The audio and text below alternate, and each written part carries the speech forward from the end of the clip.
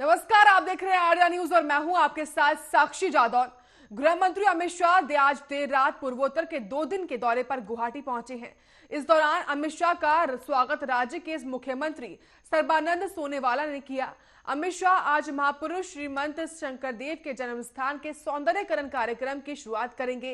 इसके अलावा वो गुवाहाटी में मेडिकल कॉलेज की आधारशिला भी रखेंगे। साथ ही गृह मंत्री असम के 8000 नामकर वैष्णव संतों के बीच वित्तीय सहायता का वितरण भी करेंगे। गृह मंत्री भले ही देर रात गुवाहाटी पहुंचे हों, लेकिन उस वक्त भी उनके स्वागत के लिए राज्य सरकार ने लोक कलाकारों का इंतजाम किया था। गुवाहाटी के लोकप्रिय गोपीनाथ बारदोलोई इंटरनेशनल एयरपोर्ट पर कलाकारों और स्थानीय बीजेपी कार्यकर्ताओं ने उनका जोरदार स्वागत किया। वहीं इस दौरान असम के वित्त मंत्री हेमंत विश्व शर्मा भी वहां पर मौजूद थे। शाह असम में एनडीए के क्षेत्रीय दलों से Assam Gana Parishad, United peoples party liberal और गुण शक्ति के नेताओं से मुलाकात भी करेंगे। तो अमित शाह नॉर्थ ईस्ट के दौरे पर है, जहां पर वो पहुंचे हैं गुवाहाटी में और इम्फाल में 2 दिन का वक्त जो है अमित शाह बिताएंगे, जहां पर गुवाहाटी और इम्फाल के वासियों को तमाम सौगातें गृह मंत्री अमित शाह जो है वो देने वाले हैं। तो मेडिकल कॉलेज की आधारशिला भी आज अमित शाह रखेंगे।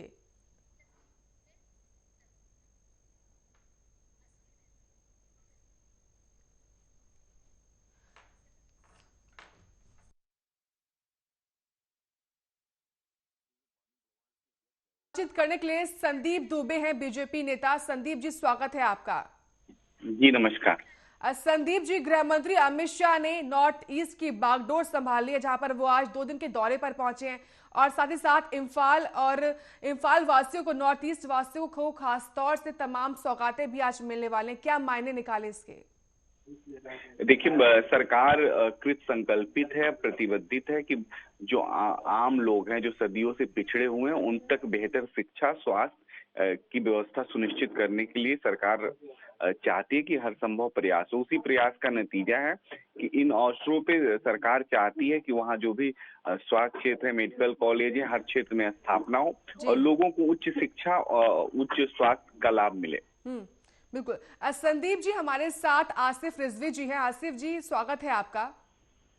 जी आसिफ जी, गृह मंत्री अमित शाह नॉर्थ ईस्ट के वासियों को तमाम सौगातें दे रहे हैं, कैसे देखते हैं आप इसको? देखिए, सरकार का काम है कि जनता के तक वह सुविधा पहुंचाना जो एक डेवलप्ड स्टेट में होनी चाहिए। गृह मंत्री जी इसके लिए कोशिश कर रहे हैं, ये अच्छी बात है, लेकिन मुझे लगता है कि गृह मंत्री जी सरकार का काम करें, क्योंकि गृह मंत्री बेहतर है, लेकिन मुझे लगता है कि वो हमेशा चुनावी मूड में रहते हैं। मैं उनसे कहूंगा ऑल द बेस्ट, चुनाव की तैयारी कर रहे हैं, करते रहे। तो आपको लगता है वो सिर्फ सौगातें देने के बजाय वोट बैंक साधने के लिए वहां पहुंचे हैं? आसिफ जी, देखिए, लगता नहीं है, ये सब जानते हैं, वो बात अलग है कि सरकार के दबाव में काफी लोग ये बात को नहीं बोलते हैं कि अमित शाह जी क्या कर रहे हैं, लेकिन जितनी मेहनत वो संगठन को चुनाव जिताने में करते हैं, अगर इसकी आधी मेहनत भी वो देश की जनता की सेवा के लिए करें एक गृह मंत्री के रूप में, तो उसका स्वागत मेरे ख्याल से देश का प्रत्येक पॉलिटिकल पार्टी का आदमी करेगा। संदीप जी, आसिफ जी कह रहे हैं कि गृह मंत्री के होते हुए अगर अमित शाह देश की जनता का काम करें तो वो ज्यादा अच्छा रहेगा। क्या कहेंगे इसको लेकर आप? राजनीतिक पार्टी के सदस्य होने के नाते देश की जो राजनीति पार्टियां हैं, जितनी राजनीति कर रही हैं या सत्ता में भी हैं, तो वो चाहती हैं कि उनके लिए बेहतर अवसर बने। इसे बुरा मानने की जरूरत नहीं है। देश में अच्छी राजनीति होनी चाहिए। अमित शाह जी ने बराबर अच्छी राजनीति और विकास की राजनीति, भारतीय जनता पार्टी की सरकार ने हमेशा कोशिश की है कि जो आम आदमी है, गरीब आदमी है, जिनके घरों में सदियों से अंधेरा है, उनको उजाला दिया जाए। आज देखिए, इतनी खुशी की बात है, गुवाहाटी के अंदर 860 करोड़ रुपए की लागत से जो स्थापित होगा, ये देश का सबसे बड़ा मेडिकल कॉलेज होगा और अगर इसकी आधारशिला रखी जा रही है तो इसमें इसका फायदा तो भारत के बच्चों को होना है, भारतीयों को होना है। तो विकास नीति को अगर सरकार बल दे रही, कोई भी सरकार बल दे रही है, अच्छी बात है। उसे चुनाव से भी देखना चाहिए, मैं नकार नहीं रहा हूँ, इसलिए भी देखना चाहिए कि अगर कोई अच्छा काम करके चुनाव लड़ेगा या चुनाव लड़ने की कोशिश करेगा तो राजनीतिक पार्टियों में अच्छे काम को लेके प्रतिस्पर्धा होना चाहिए, ताकि भारत का भविष्य राजनीति को लेके एक अच्छा हो। हम बराबर राजनीति को गलत दृष्टिकोण से देखते हैं। हमें लगता है राजनीति अच्छी भी होती है और एक अच्छी दृष्टिकोण से राजनीति को देखने की जरूरत है, क्योंकि हम बात ऐसे करते हैं कि इसमें राजनीति हो रही है, ये राजनीति के लिए किया जा रहा है या चुनाव के लिए किया जा रहा है। तो दृष्टिकोण बदलने की जरूरत है, क्योंकि सरकारें आती हैं तो हर सरकार विकास या आने वाले समय में बदलने की जरूरत है। इसीलिए बनाती है कि वो अगर नॉर्थ ईस्ट का डेवलपमेंट हो रहा है तो इसमें क्या दिक्कत परेशानी है कांग्रेस को? आसिफ जी, क्या आप सुन पा रहे हैं?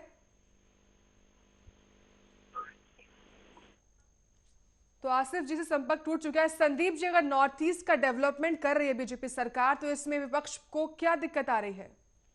देखिए, मैं विपक्ष की आलोचना नहीं करूंगा, लेकिन विपक्ष को अपनी मानसिकता बदल देने की आवश्यकता है।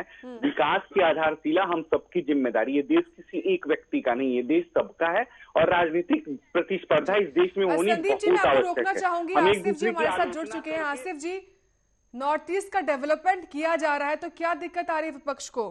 उनकी ड्यूटी थी ऐसे गृह मंत्री, एक गृह मंत्री के रूप में ये उनकी ड्यूटी थी कि देश को संबोधित करके वो बताएं कि इतनी बड़ी घटना देश में कैसे हुई, लेकिन आज तक वो उसके ऊपर नहीं बोले। यही मेरा निवेदन है कि गृह मंत्री के रूप में भी उनको काम करना चाहिए, केवल एक पॉलिटिकल एजेंट के रूप में नहीं। तो गृह मंत्री के रूप में काम करना चाहिए, एक पॉलिटिकल एजेंडा के रूप में नहीं काम करना चाहिए। कैसे देखते हैं संदीप जी, क्या कुछ कहेंगे आप इनको? मैं देखिए उनकी बिल्कुल आलोचना नहीं करूंगा। हर विषय में भारत हर क्षेत्र में जो 70 साल आजादी के बाद हुए हैं, है ना, जवाब दे रहे हैं। गृह मंत्री के रूप में वो काम नहीं कर रहे हैं। गृह मंत्री के रूप में काम नहीं कर रहे हैं। संदीप जी क्या कहेंगे? मैं उनकी इस आलोचना पूरा देश स्वीकार कर रहा है। यशस्वी अमित शाह जी के काम की प्रशंसा हो रही है, सराहना हो रही है। गृह मंत्री के रूप में हमें लगता है कि सबसे यशस्वी किसी का काल है तो माननीय अमित शाह जी का है। ये मैं नहीं कह रहा हूँ, ये देश की जनता कह रही। अपना अपना नजरिया, हर व्यक्ति का अपना अपना दृष्टिकोण है। मैं बिल्कुल, जो लोग आलोचना भी करते हैं उनको भी मैं उस आलोचना को स्वीकार भी करता हूं। इसलिए करता हूं कि चलिए, वो कम से कम हमारे अंदर बुराई ही तो देख रहे हैं, उन बुराइयों को भी हम और अच्छाई में बदलेंगे। आने वाले समय में उनको ये कहने का अगर उनको लगता है ये भी अवसर उनके पास नहीं होगा। हमारा काम सिर्फ बेहतर काम करना है, अच्छा काम, जिससे आम जनता का हम दिल जीत सके। तो संदीप जी, कांग्रेस ने आपकी सरकार से पहले क्या कोई काम नहीं किया नॉर्थ ईस्ट में? हम सभी पार्टियां करती है। देखिए, ये हम इस तरह की आलोचना नहीं करते कि कांग्रेस ने नहीं किया। दूसरी, जिसको भी अवसर मिला है, जो भी मुख्यमंत्री रहे हैं उन्होंने किया है, लेकिन हमने पहले भी कहा हमें और अच्छा करने की जरूरत है, ताकि आने वाली पीढ़ियां हमको आदर्श के रूप में देखें। और आदर्श के रूप में देखने के लिए क्या क्या जरूरी है? जहां सदियों से अंधेरा है उस घर में रोशनी पहुंचानी है। जहां पे सदियों भ्रष्टाचार की वजह से योजनाएं सरकारी नहीं पहुंच पा रही थी, वहां पे उनको ईमानदारी से उनकी योजनाएं, उनका पैसा, उनका हक उनको मिले, गरीब को मिले, तभी आम आदमी समृद्ध होगा। तो सरकार ये पूर्ण कोशिश कर रही है और हमें लगता है ये सरकार, माननीय प्रधानमंत्री, यशस्वी प्रधानमंत्री नरेंद्र मोदी जी की सरकार इसमें सफल रही है। और आकलन तो समाज करेगा ना, देश करेगा, देश की जनता करेगी। तो देश की जनता को मूल्यांकन करने दीजिए। हम भी दिल जीतने निकले हैं। लोकतंत्र तो दिल जीतने का सबसे बड़ा जरिया है, तो हम भी दिल जीतने का काम करें, विपक्ष भी दिल जीतने का काम करें। और जो जनता का सबसे ज्यादा दिल जीता रहेगा उसे ही सत्ता मिलती है, उसे ही सरकार बनाने का मौका मिलता है। ये अवसर आज मिला हुआ है, हम बेहतर काम करने की कोशिश कर रहे हैं। बिल्कुल। आसिफ जी, अमित शाह अपने दौरे पर जनजातीय समूह से भी मुलाकात करेंगे, तो इसके क्या मायने आप देख पा रहे हैं? देखिए मैडम, मैं सिर्फ एक मायना देख पा रहा हूँ और मेरी एक कथा है। मेरा देश के गृह मंत्री जी से निवेदन है कि पुलवामा जैसी घटना के ऊपर आज तक गृह मंत्री ने एक भी प्रेस कॉन्फ्रेंस नहीं करी। देश की जनता को ये नहीं बताया कि इतनी बड़ी घटना कैसे हो गई। आरडीएक्स हमारे देश के अंदर कैसे, इतनी बड़ी संख्या में आरडीएक्स हमारे देश के अंदर कैसे प्रवेश कर गई, कौन लोग उस साजिश के पीछे थे। तो गृह मंत्री का काम सबसे पहले है कि देश में जैसे कोई आतंकवादी घटना हो या ऐसी घटना हो उस पर सख्त कार्रवाई करे और देश की जनता को बताया कि इसमें कौन लोग थे इस घटनाओं के पीछे जिनने इतना गलत काम किया। लेकिन आज तक गृह मंत्री ने उसके ऊपर एक भी प्रेस कॉन्फ्रेंस नहीं करी। मुझे लगता है कि इस देश के अंदर जिस मंत्रालय में जो कार्य होता है, अगर उसके मंत्री वही कार्य करें तो ज्यादा बेहतर रहेगा। रेल मंत्री, गृह मंत्री काम कर रहे हैं, गृह मंत्री जो है वो कारागार मंत्री का काम करेगी और ट्रांसपोर्ट मिनिस्टर जो है इरिगेशन में काम करेगा, तो चीजें बेहतर नहीं होंगी। बहुत बहुत शुक्रिया आसिफ जी, संदीप जी, आपका हमारे साथ जुड़ने के लिए और बातचीत करने के लिए।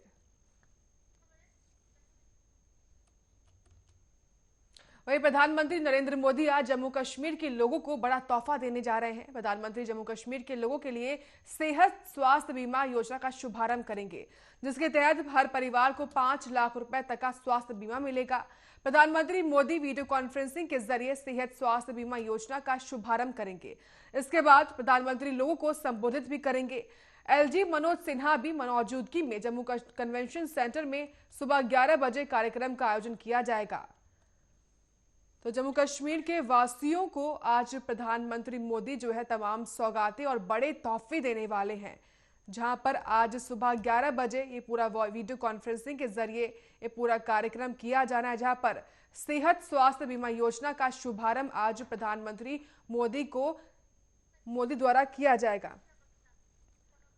तो हमारे साथ बातचीत करने के लिए अंशु अवस्थी कांग्रेस प्रवक्ता है। अंशु जी, स्वागत है आपका। जी धन्यवाद। अंशु जी, आज प्रधानमंत्री मोदी जम्मू कश्मीर के वासियों को बड़ा तोहफा देने जा रहे हैं, कैसे देखते हैं आप इसको? देखिए, वो सारे तोहफे जो आज तक देते आए हैं वो तो सिर्फ और सिर्फ उद्योगपतियों को फायदा पहुंचाने के तोहफे रहे हैं। आम आदमी तो हमेशा परेशान रहा है। प्रधानमंत्री ने नोटबंदी के समय वादा किया, आपको याद होगा, उन्होंने कहा भाइयों बहनों 50 दिन मुझे दीजिए, नहीं तो जिस चौराहे पे कहेंगे वहां आ जाऊंगा। आज आप देखिए, नोटबंदी की वजह से देश की अर्थव्यवस्था का बुरा हाल हो गया है और माइनस में जीडीपी है। प्रधानमंत्री जी ने जीएसटी लागू की, राज्यों को विश्वास में नहीं लिया, लेकिन आज परिणाम क्या है आप देखिए कि जो मीडियम स्मॉल इंडस्ट्री थे, आज उनका सबका व्यापार चौपट हो गया। इस देश की जो अर्थव्यवस्था, जो छोटे छोटे किसान, छोटे छोटे व्यापारी चला रहे थे, उन सबको चौपट किया है। कृषि बीमा लेकर आए प्रधानमंत्री जी, दिसंबर में लागू हुई। प्राइवेट कंपनियों को मुनाफा पहुंचाने के लिए प्राइवेट कंपनियों को कृषि बीमा में उतार दिया। उद्देश्य तो ये था कि किसान की कृषि, उसकी फसल का हमको बीमा करके उसको सुरक्षित करना, उसका भविष्य सुरक्षित करना। लेकिन 26,000 करोड़ प्राइवेट कंपनियों ने कमाया और किसानों को क्लेम के नाम पर कुछ नहीं मिला, ऐसी नियम शर्तें लागू की गई। अंशु जी, मैं आपको रोकना चाहूंगी, हमारे साथ अशोक ठाकुर है, बीजेपी के नेता ले रहे हैं प्रवक्ता। अशोक जी, स्वागत है आपका। विरोधी है। अशोक जी, क्या आप सुन पा रहे हैं? हम तो कह रहे हैं जितने भी निर्णय प्रधानमंत्री जी ने लिए हैं, आज तक सबसे सिर्फ देश का बंटाधार हुआ है। लॉकडाउन जब लगाया, हमारे नेता श्री राहुल गांधी जी ने कहा कि लॉकडाउन जो विशेषज्ञ हैं, वैज्ञानिक हैं, मजदूर संघ है, उनकी राय के बिना लगाया है, ये अवैज्ञानिक तरीके से बेढंगा लगाया गया और आप देखिए उसका परिणाम क्या हुआ। लॉकडाउन का परिणाम कुछ भी नहीं निकला। ठीक है। और अंशु जी, आप विपक्ष में हैं तो लाजमी है कि आप इस हमले बोलेंगे सरकार पर, लेकिन क्या आपको कोई भी ऐसी योजना सरकार की नहीं लगती, और खासतौर से जम्मू कश्मीर वासियों को वो तोहफा दे रहे हैं, तो आप हमेशा क्या कुछ अच्छा आपको इसमें दिखाई नहीं देता है?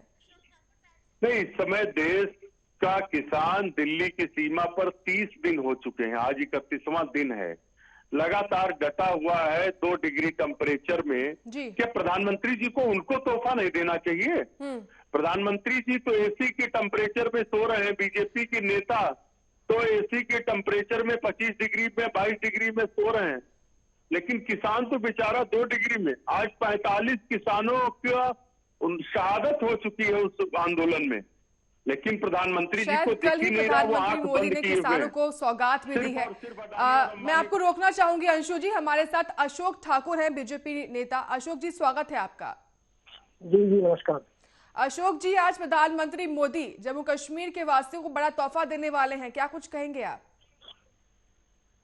नहीं, देखिए, हमारी सरकार की प्रतिबद्धता है सबका साथ सबका विकास, और उसी के तहत जम्मू कश्मीर के लोगों ने जिस तरह से लोकतंत्र में अपनी आस्था रखी है और 370 और 35 से हटाने के बाद जो लोगों ने हमारी सरकार में और हमारी पार्टी में विश्वास जाहिर किया है, तो निश्चित तौर पर जो है वो लोग इनाम के भागीदार हैं। और वहाँ के लोगों को जिस तरह से कांग्रेस ने छला है कई दशकों तक, तो उसके बाद पहली बार उनको जो है वो ऐसा लग रहा है कि वो देश की मुख्यधारा से जुड़कर विकास की दिशा में बढ़ रहे हैं। तो मुझे लगता है प्रधानमंत्री जी का ये जो कदम है बहुत ही सराहनीय है। जम्मू कश्मीर की जनता जो है उनके विकास के लिए हमारी जो प्रतिबद्धता है ये उसी का एक प्रमाण है।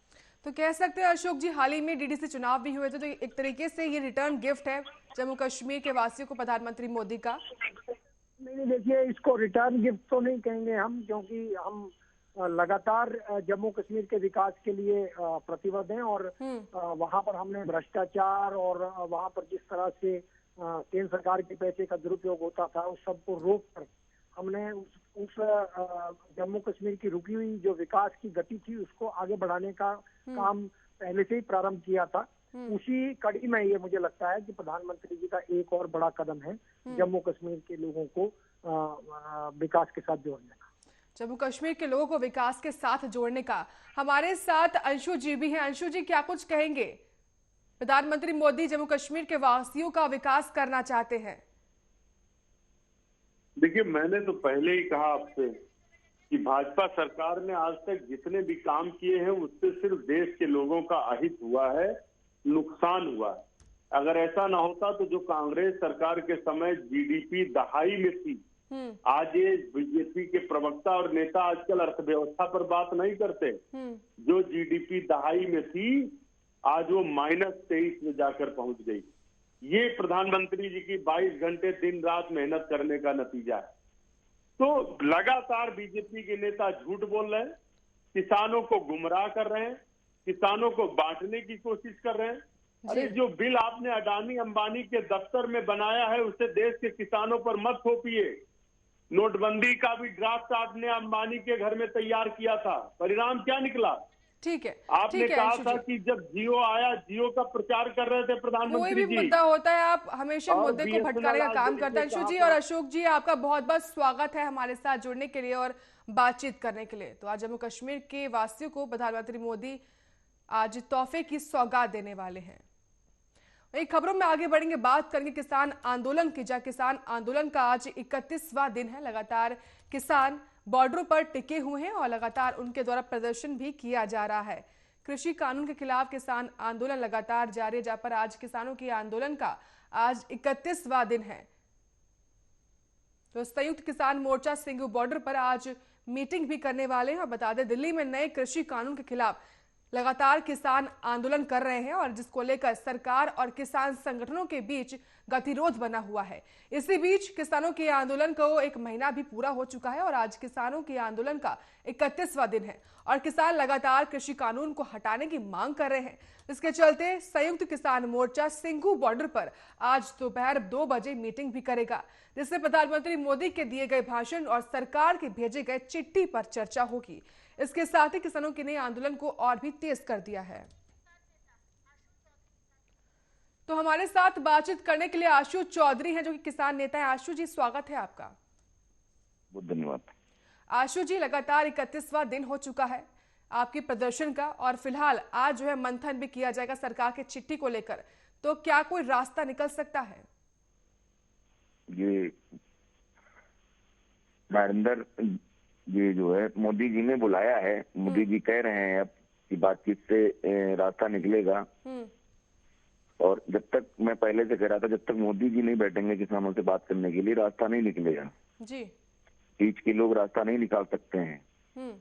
तो अब ये लग रहा है कि किसानों की बातों को सुनकर और किसानों के साथ उचित न्याय करेंगे मोदी जी, ये मुझे लग रहा है। मैं पहले से कह रहा था, जब तक देश का प्रधान किसानों के साथ नहीं बैठेगा तब तक कोई नतीजा नहीं निकलेगा, क्योंकि देश की जनता ने मोदी जी के चेहरे पर वोट दिया था और किसी के चेहरे पर वोट नहीं दिया था। और मैं तो ये कहना चाहता हूं कि भाई हमें जो ये बिल है, बिल से जहां पर भी हमारा नुकसान हो रहा है, जहां पे हमारा अहित हो रहा है बिल में, उन चीजों को हटा दिया जाए। हमें बिल से कोई दिक्कत नहीं। हम किसानों के हित की बात करने के लिए दिल्ली बॉर्डर पे हैं और हित के लिए ही हम लोग बैठे हैं। हमें वहां किसी प्रकार की राजनीति नहीं करनी है। शुरू से हम लोग यही बात कह रहे हैं, लेकिन कुछ लोग हमारे आंदोलन को राजनीति का रूप देकर आज 31 दिन तक जो है किसानों को इस ठंडक में बैठा रखे हैं। ये गलत चीज है। बात करें किसानों से, किसानों के मुद्दों पे बात करें और किसान बिल का विरोध क्यों कर रहा है इस बात को समझें। बिल में ऐसी क्या चीज है जो आगे चल के किसानों के लिए नुकसानदायक होगी, उस चीज को खत्म कर दें, बात खत्म हो जाती। आशु जी, कौन से 3 सर्वोच्च मांगे हैं आपकी? देखिए, जो बिल में था कि एमएसपी का निर्धारण हो कि एमएसपी से नीचे खरीदारी नहीं होगी। कोई खरीदारी करे, चाहे वो जो भी खरीदे, सरकार खरीदे, प्राइवेट सेक्टर लोग खरीदे, कोई खरीदे, एमएसपी से नीचे खरीदारी ना हो, उस पर प्रावधान बना दे। जैसे इन्होंने पराली की पराली जलाने पे किसानों पर मुकदमा और जुर्माने का प्रावधान है। तो आशु जी, आपकी जो मांगे हैं उनको लेकर संशोधन का प्रस्ताव तो सरकार दे ही रही है ना? नहीं, संशोधन का प्रस्ताव सरकार दे रही है। ये मैं यही तो कह रहा हूँ ना कि जब सरकार संशोधन करने के लिए तैयार है, तो जो लोग इस बात पे अड़े हुए हैं कि नहीं हम संशोधन नहीं, हमें बिल खत्म कराना है, ये गलत चीज है, ये गलत चीज है। देखिए, हमें हमारे लिए जो हमें नुकसान करेगा आगे भविष्य में, हम उसको खत्म करना चाहते हैं। बिल्कुल। जो हमारे बच्चों के भविष्य को अंधकार में ले जाए, मैं उसको खत्म करने की बात करता हूँ। चलिए ठीक है, बहुत बहुत शुक्रिया आशु चौधरी जी आपका हमारे साथ जुड़ने के लिए और बातचीत करने के लिए। और इसी के साथ फिलहाल के लिए खबरों में इतना ही। आप देखते रहिए RN न्यूज।